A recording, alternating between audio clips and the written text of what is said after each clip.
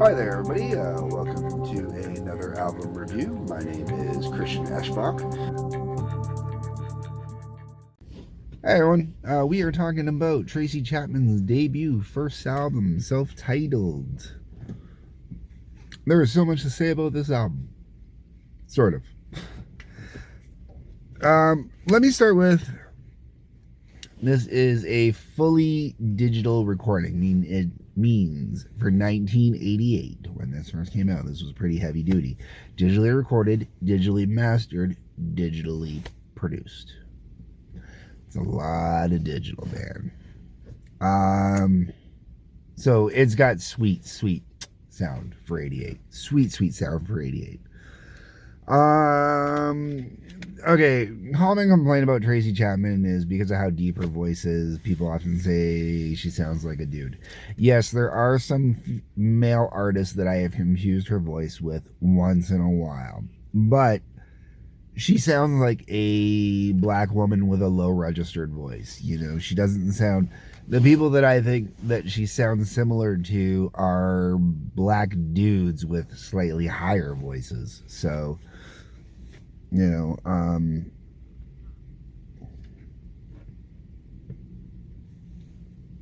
that's neither here nor there. I like her voice. I think it's fantastic. I very much enjoy listening to her voice on this album. Just a couple other things to get out of the way right off the bat. Lyrical content. Most of the lyrical content, unfortunately, I'm a white dude, so it's kind of hard. I can listen to it. I can understand it. There's a lot of stuff I can even, relate to. But at the same time, I'm never going to know what it's like to be a black woman, right? So a lot of the stuff in here reminds me of my days in poetry, especially around a lot of the Detroit slam poets. A lot of the black ladies of the Detroit slam poetry scene had a lot of lyrical or poetic content that was the same as this lyrical content. And the lyrical content in here is just that. To me, it's poetry. It's poetry set to words. She just happens to be singing it. And one could argue, isn't that all music? No, this is actually like, when people talk about the Doors kind of thing, not all songs, but, quite a few songs. No choruses, no verse, you got verses and no choruses, no real repeats in there or anything like that to kind of get, people hooked and whatnot.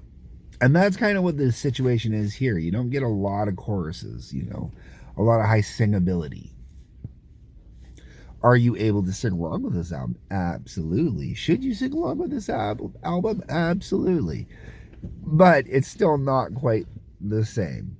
Now, as for these songs themselves, you got Talking About a Revolution, which starts off the album, and I don't mind it. It does its job starting off the album, but for the most part, it's one of my least enjoyed songs on this album. Fast Car, which is the big popular one everybody knows Tracey Chapman for, which also recently scored, I don't remember if it was a Country Music Award or a Grammy Award or whatever. Luke Combs did a cover of it and scored an award for it, which was awesome. His cover was fantastic as well. Across the Lines might be one of my favorite songs on here. It's for this album, it's definitely one of the heavier songs, and I really kind of dig into it, like the way the music goes with it. Behind the Wall is cool because it's a cappella. A minute and 46 seconds of Tracy just doing her thing, and it sounds fantastic. It was because of Behind the Wall that I really kind of got in the mindset of, realistically, this is just poetry being sung.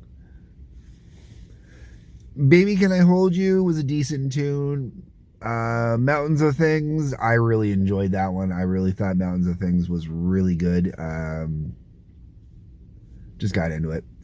Same with She Got Her Ticket. Really got into that one as well. I really enjoyed that one.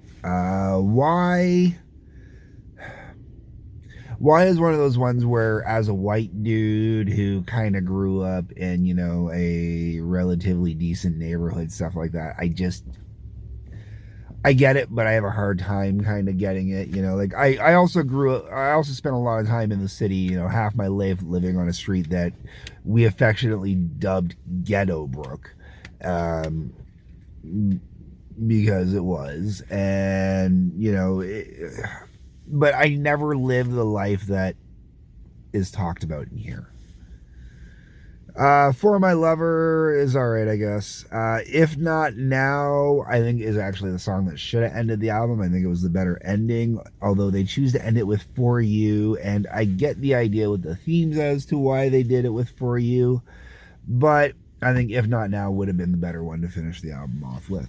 The Whole Way Around, would I recommend this album? Yeah, that's a good album, man. I would not have appreciated nor liked this album when it came out in 88.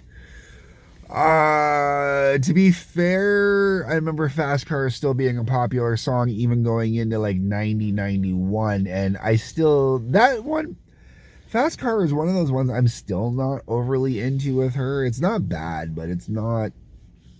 I'm a little surprised that there are other songs that didn't get bigger. But now, as a grown-ass adult, yeah, this is a good album, man.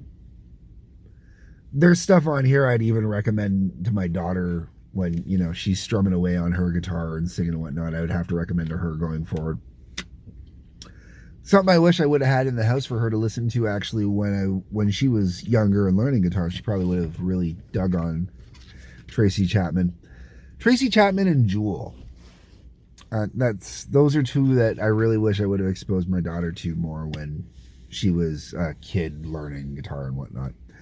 Okay, folks, I know this is kind of a short one, but let me know what you think. That's what the comment section is for. Drop me a line down below.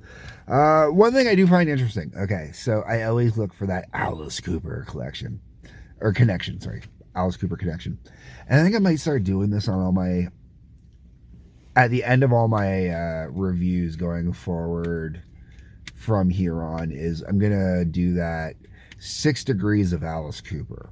Can I connect the artist that I'm reviewing to Alice Cooper within 6 degrees?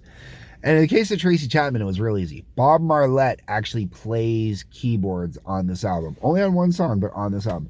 And Bob Marlette, who do you ask is Bob Marlette? Bob Marlette is a producer, writer, and obviously a keyboard player who has helped do albums like Alice Cooper's Brutal, Planet, and Dragontown. So yeah, there we go. My 6 degrees of Alice Cooper on this one, folks. Okay, let me know what you think. Do you enjoy this album? Should I do the 6 degrees of Alice Cooper on everything? I kind of think I should. That'd be kind of fun. Anyways, folks, that's what the comment section's for. Let me know what you think in the comments. On your way down there, like button, subscribe button, bell for notifications. You'll also, in the comments, see a couple links. I'll tell you to get some fun places. Go ahead, hit those. Otherwise, folks, peace, love, take care.